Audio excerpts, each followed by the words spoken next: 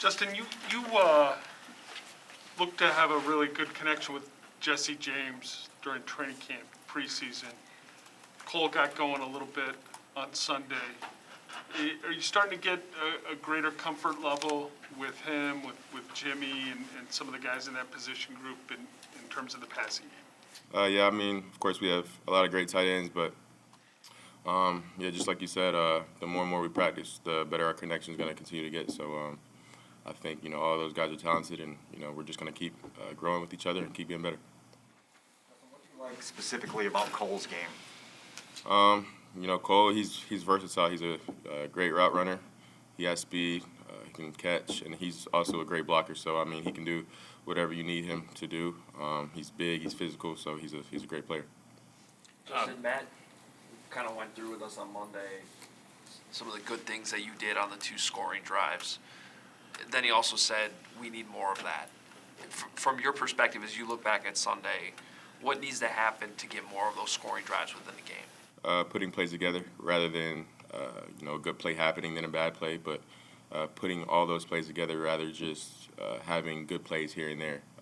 That's one big difference I'm starting to find out is you have to put drives together rather than just have a good play here, have a good play there. I mean, because if you have a good or a bad play in college, it's easy to get that the yardage that you just lost the next play, where in the NFL it's not as easy. So just putting good plays together, back to back, and just creating more drives that create more momentum and just get us more in the rhythm. So to say.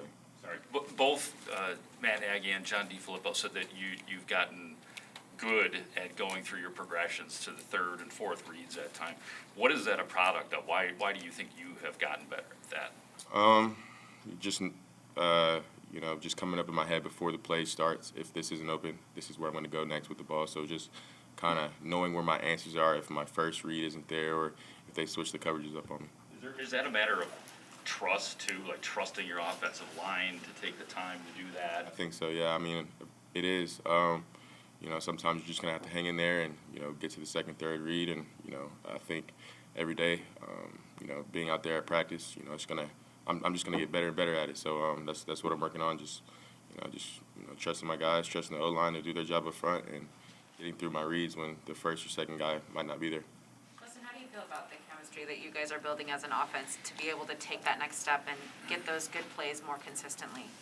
I mean, yeah, I feel great about it. I honestly think we're growing every day. The part that sucks is just not being able to win games. So, but as long as we're growing and getting better every day, I think that's the main focus right now, and just eventually our growth will pay off at the end. So we just hope to win while we continue to grow, rather than continue to grow and not win.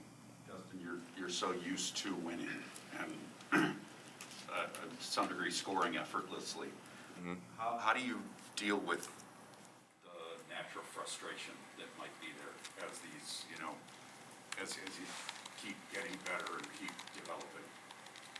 I mean, you just have to, not necessarily accept the fact, but I mean, it's a different ballgame now. We're not in the Big Ten, where Ohio State is most likely more talented than most of the teams we play. So it's the NFL now, so it's a longer season. So you just have to bounce back. You get knocked down, you just got to keep coming back. So as long as we do that, we'll be good. And like I said before, we'll continue to grow. Justin, what are the Bucs' strengths defensively in your eyes? Their front seven. Of course, they have one of the best front sevens in the league. So just being dominant up front and stopping those guys, I think they do a great job stopping the run. And of course, their scheme is just great too. So. Yeah. Justin, you literally were a toddler when Tom Brady was winning Super Bowls. How has your appreciation of him as a quarterback kind of evolved as you've watched him, as you've grown yourself to get to at least close to the level where he is? I mean, yeah, Tom Brady's been in this league a long time, and it's just awesome to see, him still playing when he doesn't have anything else to prove. I mean, he's won 6, 7 Super Bowl rings, so just seeing him, still playing without anything else to prove. I mean, that just shows you how much he loves the game. So of course he's a great quarterback, and will most likely go down as the greatest quarterback of all time in NFL history. So. Do you admire him more now than like when you were watching him on TV winning those Super Bowls or whatever? I mean, I think he didn't accomplish as much when I was younger. So of course, I appreciate what he's done more now. You were clear last week that, it wasn't you versus Aaron Rodgers, it was Bears-Packers. But, you've got this stretch where you faced Rodgers last week, you get Brady, Roethlisberger's probably a Hall of Famer, you get him in a couple of weeks. What can you take something from the experience, and what could that be?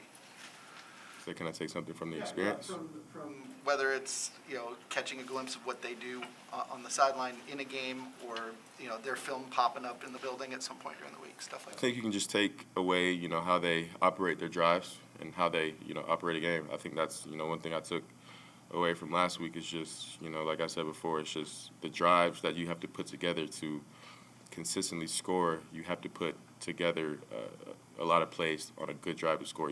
Like I said before, it just can't be 2-3 good plays on a drive. You have to put together consistently, positive plays to get down the field and, of course, at least get points. So I think, that's one thing I caught last game, and really just I learned from last game. It's just, if it's a bad play, don't make it worse. And, sometimes, of course, I'm going to try to extend plays, but, if it's not there, just get rid of the ball and, move on to the next play. Matt Nagy said that they may have thrown too much at you in the Cleveland game, so they kind of simplified things since then. Do you appreciate that? Do you like that they have quote unquote simplified things for you? I mean, I think every football player plays better when it's simple. When I have to think less. When every football player has to think less, they're going to play faster and they're going to play more instinctively rather than having to think.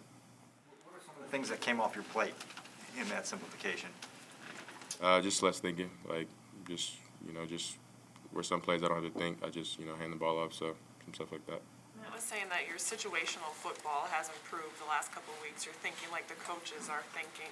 What's the challenge of getting better at situational football, because you can't just know what the situation is going to be? It's not like knowing the playbook or the reads or things like that. What's the challenge, and how do you think you've grown situationally in games? The challenge is, you don't really experience that situation unless you've been in it or you learn from somebody else's experience in the same situation. So every week, we go through situational plays, in different games, and, we put ourselves in their position. What would we do in that position? So I think that's one challenge of not growing, and then I forgot your other question.